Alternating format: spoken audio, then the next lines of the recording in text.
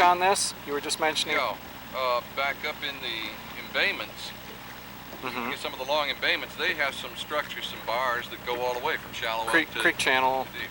The only thing is that in most of those situations, you're dealing with boat docks, water skiers, swimmers, Okay.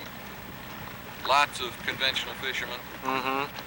So out here, you're pretty much got the water yourself. Pretty much by yourself, except for the wake of the houseboats, and that's why I need a big boat. Aha! Not a bad idea. Now right here, I'm going to go across. This is a big drainage ditch that comes out from back there, right out to the main channel here. And so the break line that I was showing you is interrupted by a 35-foot or 30-foot wash coming down through it. Okay. How many colors do you use here? On this, I'm going to use about 3.5, maybe 4. We'll see what happens. Okay. Is that a Ambassador 5000? Yeah. It's got a faster retrieve than the 10 reel. So you like it for the faster retrieve?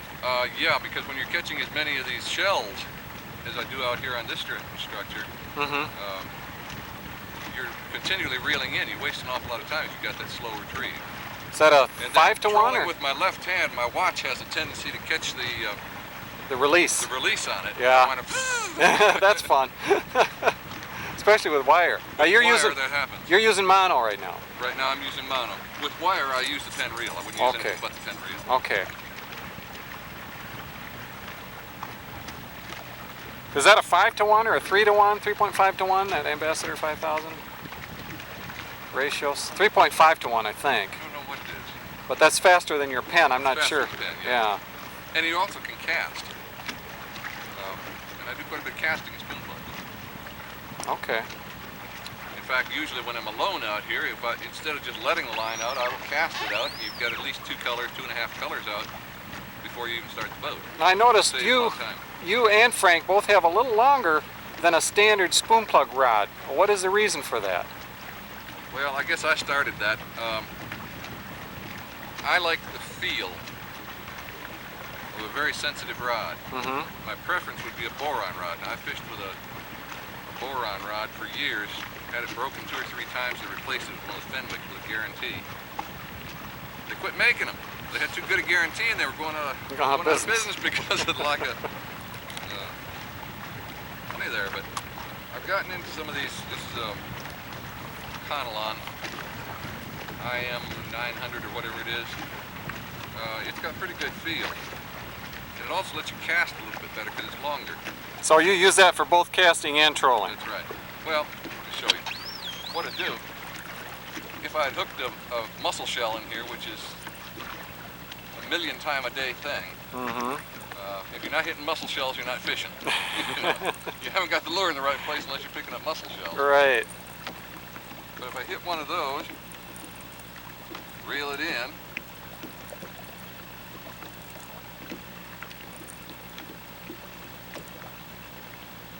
all right.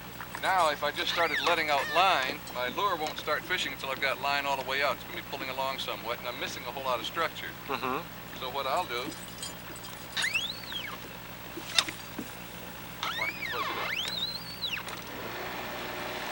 cast it out. So you're still covering that structure, though? I'm still covering the area that I had not fished before. You must know your colors on there pretty good to know to go back to the same. In other words, you have to know which color you're going back to when you cast.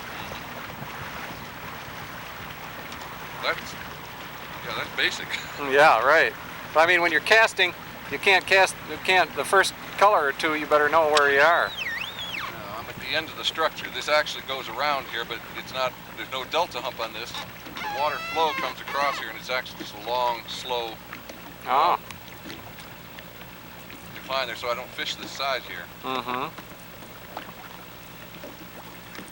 Now the deep channel is out behind us? The deep channel is out here, on the right side of the green buoys. Okay. That's upstream. That deep channel goes down to like 60 or? Most places it's between 55 and 65 feet. Right out here, it will get down to about 80 feet. Oh. And down at the dam, it will get down like that. That's we're close to the dam down in that direction. The dam is on down around. Down this way, over here. Okay, down that way. Let's see. I'd like to, well, you're trolling. Is there anything else in the trolling that you do, or is this basically standard, different depths? Do you work shallower at all here? Or? Yes, but not here. Not any place close by here, in fact. Okay. There's some areas back in there we could work shallower at other times of the year. Now, right now, there's nothing there. No sense I see. being Okay. in And deeper, basically, you're talking about wire at the base of the break line. Then you're talking 50, 40, 50 feet? Usually somewhere between 40 and 50 feet, yeah. Okay, 700, 800. You don't want to really fish the base of it. What you want is the transition where it's coming down and where it starts to come back out. That's the break. Oh. It's an inside curve, just like you have an outside curve. I like see. The other side. So it's where that transition comes.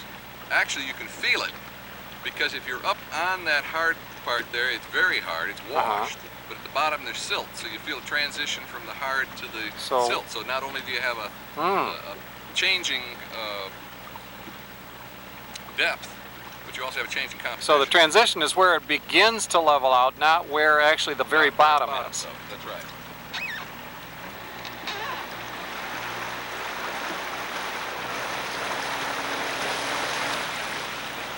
All right, you might want to come around here if you want to look at the back end of this thing. I'll show you. We can stop and cast here if there's anything there. Okay. Looks flat, but of course it's not. We're going parallel with it. This is the top of the delta hump here? That's right. Okay.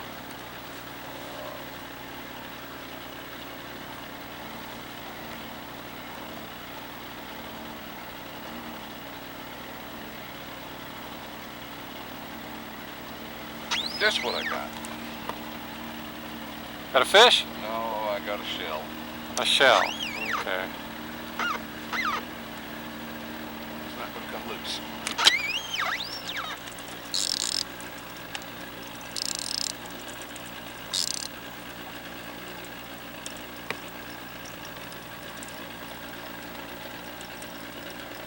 Hold it just a minute here. What? Okay, that's the shell, huh? That's a Corbicula manalensis. Yeah. How often do you hang on to those? 1,000 times a day, maybe. Oh, okay. And they do make a spoon plug do wonderful things. Yeah, I bet. I bet. Yeah, it's let's see where I am.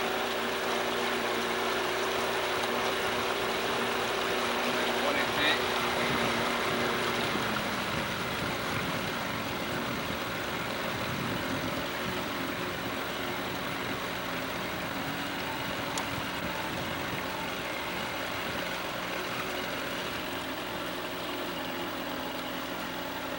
Are you right-handed or left-handed? Both. Most things I can do either way. Normally you're both. You're ambidextrous. Yeah. You get so that you do certain things one way, but I can right-handed or left-handed. Oh, okay. Would your setup be more adapted to a right-handed person or a left-handed person? Better for a right-handed person. Better for right-handed. You grab the reel immediately. Okay. You've got your controls in your right hand, which most of your fishing's done with your boat controls anyway. Yeah, boat control is most important. I came up too shallow. There it's dropping now. Is that the ditch? That's a drainage ditch. That was blasted up with dynamite to drain this whole big area back there, keep mosquito breeding during the drawdown season. And it's coming back up, so. That's right.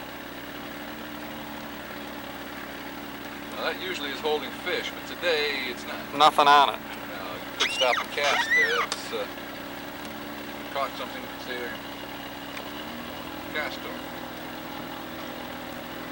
That's trolling water, okay. Trolling for scattered stragglers. Down there is fishing water. Down where we were, where it was all up and down. Uh-huh. But this, you just troll it to see if there's anything there. screen, my lure will come over. 16 seconds? Right. Now, your speed control, is that, do you vary that quite a bit, or? Well, I can tell by the way the lure is bumping and also by the RPMs. Okay.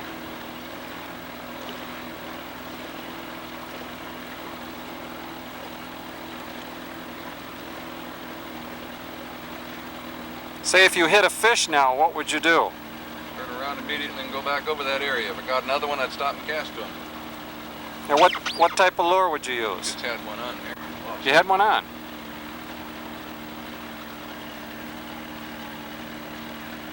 I'm sorry, I didn't hear what you said. What type of lure would you use in casting? Cast to them. The spoon plug, probably first, and then go to a plastic worm. You're anchored in more than 10 feet of water. How would you get your spoon plug to come up the brake line? Cast parallel to the brake line. Or you cast parallel to the brake line? If it were a place like that in the back there, now back where we came across that ditch, I'd anchor up on the shallow side of it, cast it out there, let your spoon plug sink all the way to the bottom, and then walk it up. When it walks free, let it sink again. So you'd stop this your... is not a good casting lake. There's only a half dozen good casting positions here within 4 or 5 miles. Oh.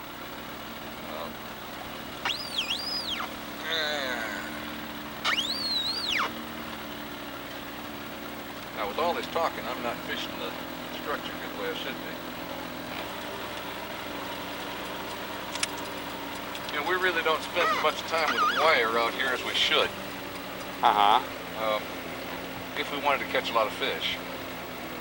It's too easy just to come out here and troll the higher brake lines. It just gets to be work to get on there with wire. So this is fishing water, so you would troll this more thoroughly, or? Well, the reason I say that is that because of the current flow coming past here and the irregularity of the bottom, there's just a whole lot more fish here. More holding areas. Mm-hmm.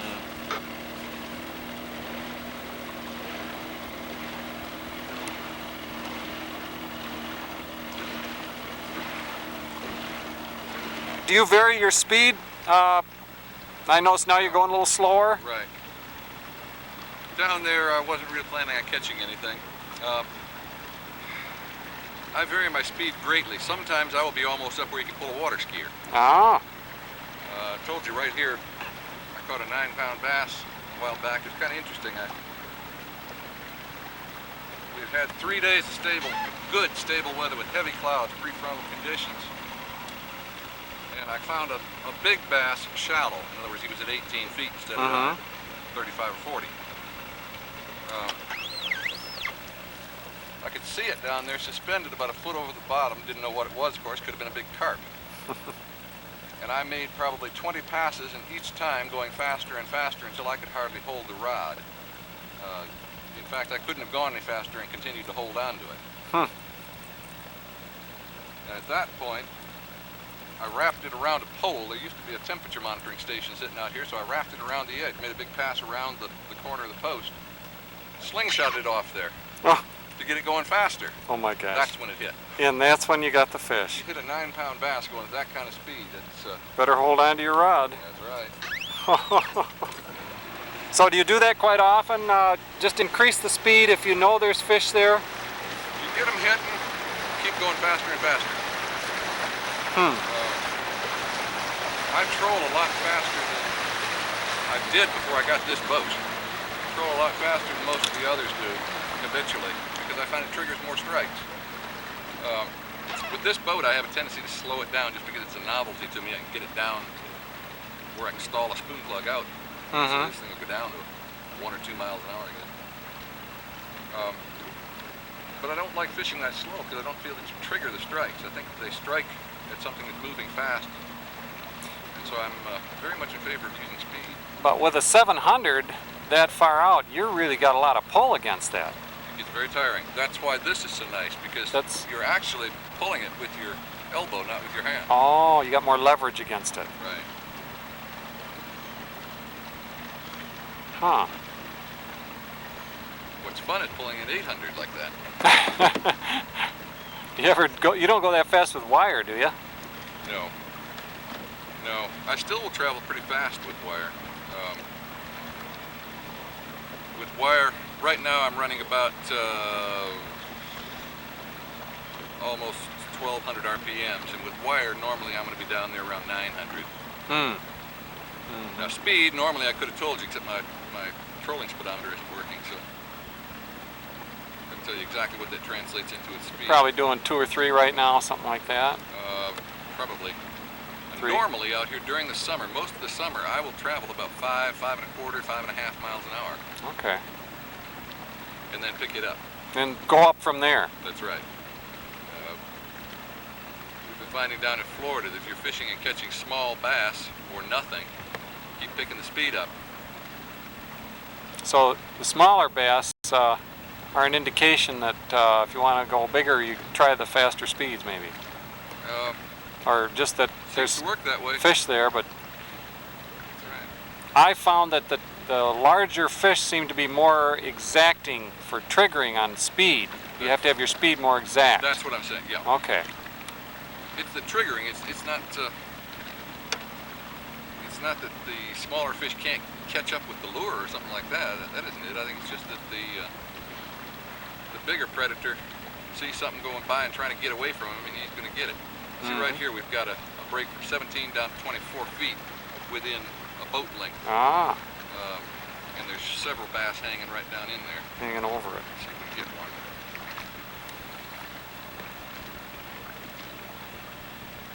See it down and back up. We missed it. That's the ridge or the... It's a drainage trough. ditch off the side of that Okay. ferry approach there. Now here's the other one on the other side. This one goes from 18 feet down to about 22 feet. There's nothing in it. Are you working your rod a little more just because you know you're fishing in a good area? No, I had it fouled on something. You had a foul, Still okay. is fouled.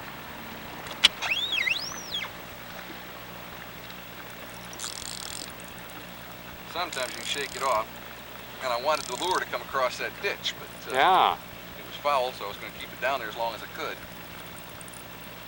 See, there it is on top. Back. Oh yeah.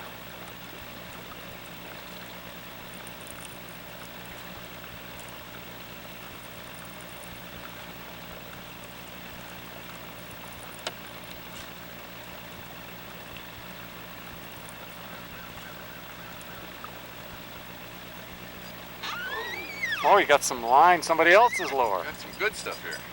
Would have had a double chance to catch him.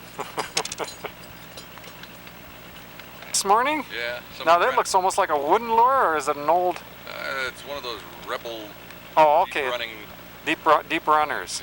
Yeah. Yeah. Hooks all rusted off. That weight may come in handy. Sure.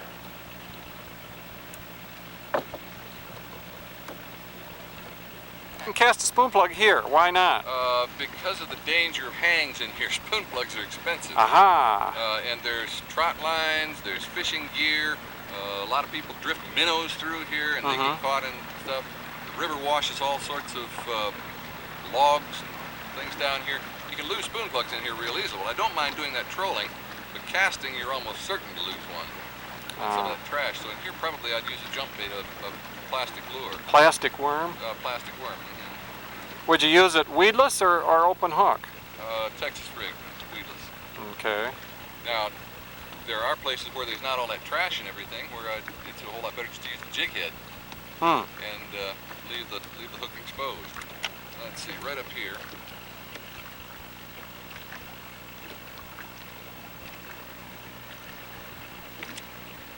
Find it. Looking for, you got some sightings or? Coming right off this is a drainage ditch that runs beside the ferry approach. That is a good place to catch fish.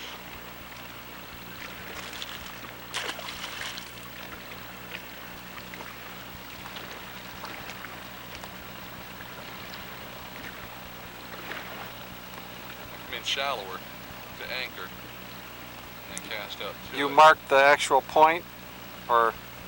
That's marking the mouth of this drainage ditch coming out there. I see. Okay. Actually, it's a wash more than a ditch. In other words, there's no great length to it.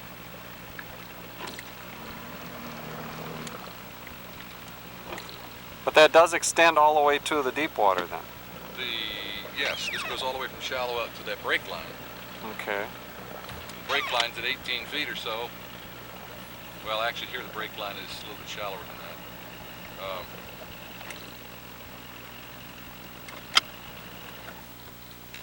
Now you anchor. How heavy an anchor you use? I think that's 15 pounds.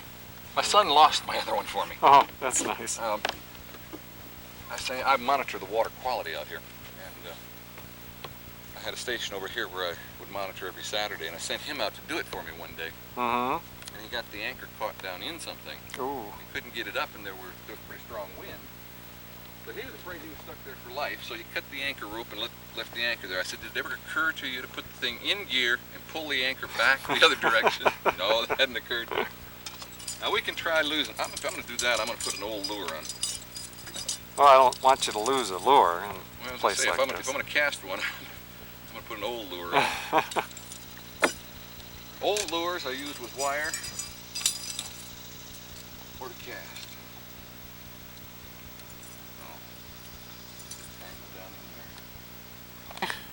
Gonna cast a spoon plug. Yeah, to cast a spoon plug, I got the reel disengaged.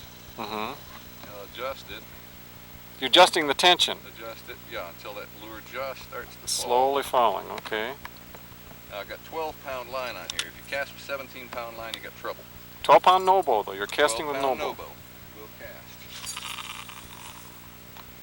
and it will fuzz up if you do it like that. That's very common.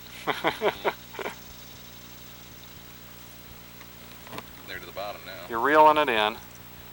Your rod tip any particular area? Now it came off, so you stopped. Stop and let it sink again. But you're feeling it bouncing.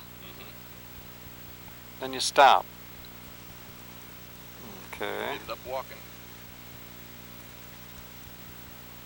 Do they sometimes hit when you stop and it's dropping? Usually not. Usually more likely when it starts up again. Okay.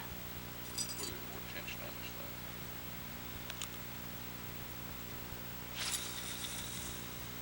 Now with the current situation, it probably is even harder, isn't it? To more snags and things. Yeah. Still haven't got that tightened up. Now you feel this rod has a lot of feel. What type of rod is it? And how long and brand? Just 5/6. It's Abu Garcia Conalon with the IM 900 graphite or something or another in there. Okay. It just felt good. Is the main reason. It's a 5 foot 6 inch. It's a heavy action rod, so it's pretty stiff. And yeah. With those 700s, you're fishing down deep and you're fishing with a lot of line out. The line itself is going to have some. It's going to take up some of the shock. So in order to get some feel, you know, that stiffer rod. Worked pretty well. Tell me what you do on the jump lure. Woo! Oops. Fall out of the boat. You like to use a plastic worm. Yep. What do you got? How much weight you got on that? 3/16. 3/16, and that's about an 8-inch worm. Yeah, it was before I bit the head of it off. Do you do that intentionally? Well, I was fishing up shallow and there were a bunch of small bass up there this morning, so I bite the head of it off and that makes an automatic 6-inch worm. Oh, I see. Now you're just kind of slowly reeling and jerking, or you let it settle, or? Let it settle, let it sit for a minute, jump it. Huh. Just wiggle the tip of your rod, really. You don't jump it too far, do you? Nope. And it depends. The water's very warm now and takes quite a bit of action. If you're hitting fish with a spoon plug that's traveling 5.5 feet a second, which is the normal speed that we're trolling out here, if that's what it takes to trigger a bass to strike, if you're going to use a jump lure, it seems to me that you got to move it pretty fast. Now, I used to just crawl the things, just barely move them. You get a whole lot more fish this way. A little heavier weight and work it a little faster.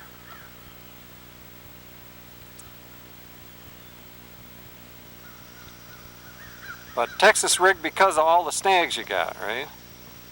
Normally, this whole area out in here would be completely surface mat of water milfoil this time of year because of the heavy flooding and everything that we had.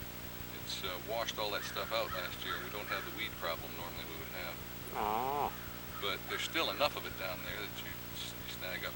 Now there are places, if you get the mouth of a creek channel, where you get flow coming through it and so forth, they're pretty, you can fish those with exposed hook. Now if you get a hit, you hit it right away? Do what now? You set the hook right away? Or do you wait? I don't think about it. You don't, you just set it? No, I guess I don't set it immediately. If I feel the tap, normally I will give it some line, or take in some line, until I'm aiming straight at it. Then when I feel the tension again, then you'll set the it. hook. So you take out the slack, basically. Yeah. In other words, normally when they pick it up, it's when it's sitting on the bottom. They seldom get it while it's on the jump. Oh. It will jump, it will go down to the bottom, then they will pick it up. Then they'll grab it, okay. In fact, a lot of times, if I'm fishing and really concentrating my fishing, I'll let the thing sit there for 10 seconds before I move the second hop. When you hop it, you seldom get the strike. It's when it lights on the bottom again. That's interesting. Then they'll pick it up and you'll feel the tug. Well, by that time, you've got a little bit of bow in your line. So I take that up just as carefully as I can until I feel the tension, and then set the hook. Because normally, like with a spinnerbait or something like that, they're hitting it on the drop, but not when it's on the bottom. That's right.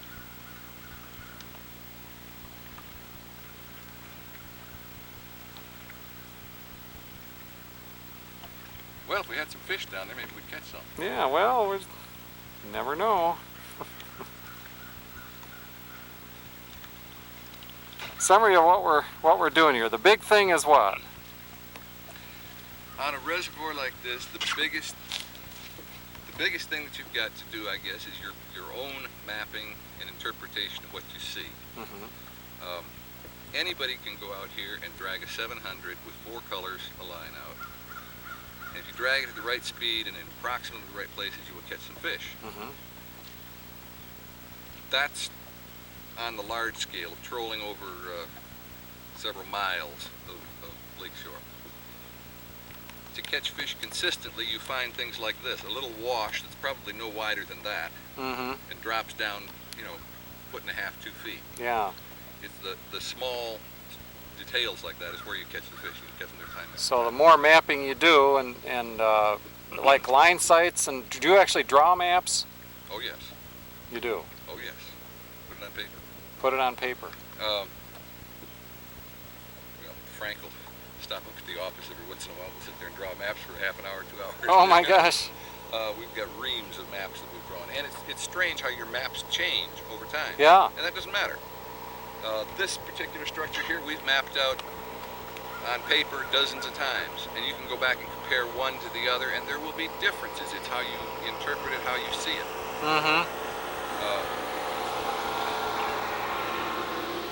What's important is not what you've got on paper, but what you got in your head. And it doesn't matter whether what you have on paper or in your head is accurate as long as it leads you to fish. In other words, if we could take all the water out of here right now, I would say, gee, that looks far different from what I thought it did. But that doesn't matter. I can't get all the water out of here, so I've got to map it the best I can using electronic gear and the existing maps and things like that.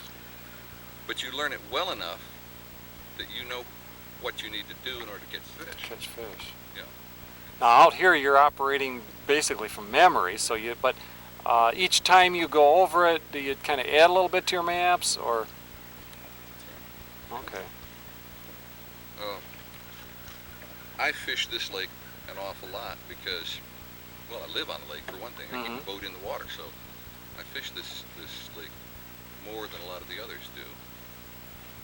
And I get tired of fishing the same things, like what I was just showing you here. Sure. This is an easy structure. It's an easy one you can almost go to sleep on it. You can talk to somebody who's trying to film you. For you. And you still stay fairly well in the structure. Now, a lot of the places where I fish, you can't do that. You've got to be totally concentrating on fishing, or you're going to be off structure. You won't catch anything. So you bring your paper right along and on the water do the No. mapping? No, I don't map while I'm on the water. You remember all your line sites and everything? Yes. I don't take the time to do it while I'm on the water, but when I go in at night, Then you add to it. Okay. as I say, a Monday morning or something, we might get together for a few minutes, talk about the things we've done over the weekend. After we've come back from a trip somewhere, back to the lake. I seldom do it while I'm on the water. It's not important that you do it while you're on the water. As I say, it's not that you get an accurate map of what's there, it's that you get in your mind the significant things that you need to know in order to catch fish. When you catch fish, you don't forget them, you remember them. A couple of years ago in September, it's been more than a couple of years ago, I guess now, it's been probably 5 or 6 years ago, we went down to Florida, what we call our blitz trips, about a 3-day trip. You leave work at night, drive all night, fish the next couple of days, and then drive back. Yeah. We fished 7 lakes in 3 days. Wow. With many miles between them. Yeah. What that means is you go out and break a lake, is what we call it. Go out with the idea in mind, I'm not going to catch fish. I'm not here to catch fish today. I'm here to find out what this lake is all about and what the structure of this lake is, what the secret is to catching fish. You'd be surprised, within a couple of hours, you can know everything you need to know about one of those lakes. But you still don't write it down then on the water. Not while I'm on the water, too busy fishing. But you're remembering. You're taking sightings, you're throwing marker buoys, sighting along your line of marker buoys, finding land sightings. You're working with a contour map that you already have, basically. To start out with, or not necessarily? We have contour maps of a lot of those lakes. That's a lot to remember, isn't it? When you're fishing a whole lake with all the structures, I guess I might, You're looking for the important structures, not for all the structures. You're looking for the important ones. Oh, so you're be selective. And so on a lot of those lakes, you can figure out what you need to know within a matter of a couple of hours. And maybe there's only 1 or 2 structures that you really feel are important on a lake like that? That's right. All right, one lake down there in particular. There's a lake down there that is essentially an oval, about like this, about 4 miles one way and about maybe 3 miles the other way. It goes from shore forever at about 3 feet, 3 to 4 feet. You get out to the middle and it starts to drop off a little bit. There is one slot out there, and I mean a slot. It's long and oval like this. That goes down to about 12 feet. All right, the break line from the shallow water down into that deep water. I mean, where's fish going to go? Where's his home? Up in the weeds? Up under the cypress trees in that case? Well, his home is in deep water, so you're trying to get him between his home and the first break. Once you've found that, once you've gone around the lake and found out that the whole thing is essentially a dishpan except for a slot, you know where to fish. Yeah, maybe you know, when we get on a lake, you know, you think about mapping and you do a lot of writing down and things, when maybe we just aren't concentrating on those areas that are most important. We're trying to get everything. Well, that's too much. I've got no problem with writing stuff down if you want to take the time to do that, but I don't like to... You're out to fish. Yeah, I'm out to fish, and your memory will serve you for a certain amount of time. You know, there are lakes down there that I fished 5, 6, 7 years ago down in Florida that we mapped. We were on them maybe for a couple of hours. I can go back to those lakes right now and fish them and know exactly where I am. That just takes experience. I'm sure you've had the experience of talking to Buck Perry about any lake in the yes, nation. amazing. And I don't care what lake it is, Unbelievable. he can tell you exactly where to go and what's That's the best right. anchoring spots and the casting positions. And, That's right. Okay. so I think the important things are what you need to stash away in the back of your mind. Forget about all the other And forget stuff. the rest of the details. Yeah. I mean, as far as I'm concerned, everything from here up to shore, most of the time, most of the year, everything from here up to shore in this particular area could just as well not have any water in it. Because it's got no fish in it. Yeah, right. You'll see bass boats pulled up and down here. Sometimes they'll just line up in a particular spot. You almost got to take a ticket and stand in line in order to get in here. To get in there, yeah. And they cast, and then roar off. And they come back and cast, and another one roars off. we'll come along here and be catching good fish out here. They have no idea what we're doing, and we're Not 100 that yards far. from them. Yeah.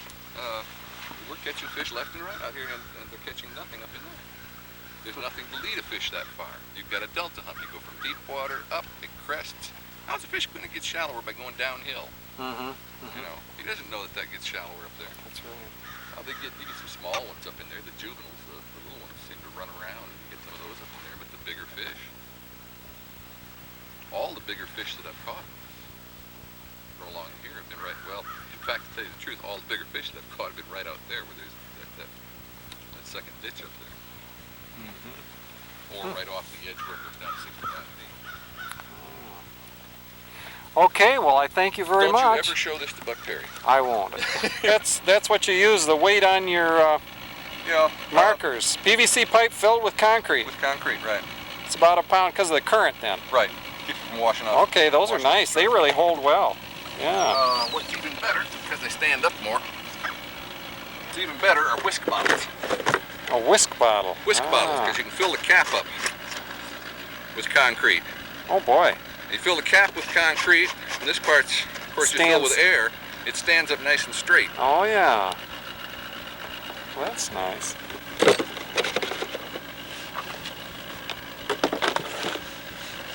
Good place to store them there. Unless you're going to use them, then it's hard to get out. Yeah, right. How you doing, Mike? Howdy.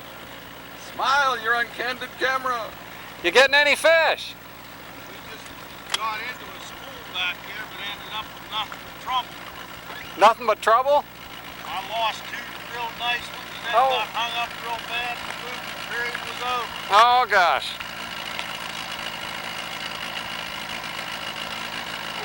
Are you hung up there now?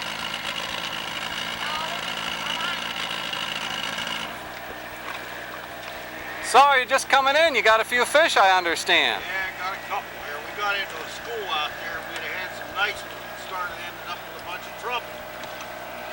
Did you bring any back?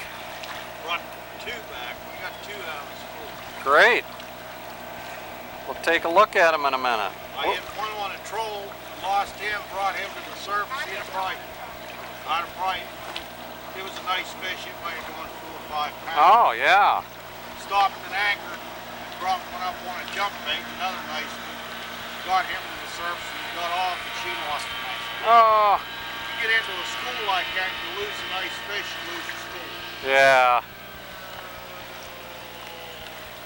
Okay, a couple of nice fish, but you missed a lot of other ones, huh? Got into the school, lost the school because of fooling around. Because one got away.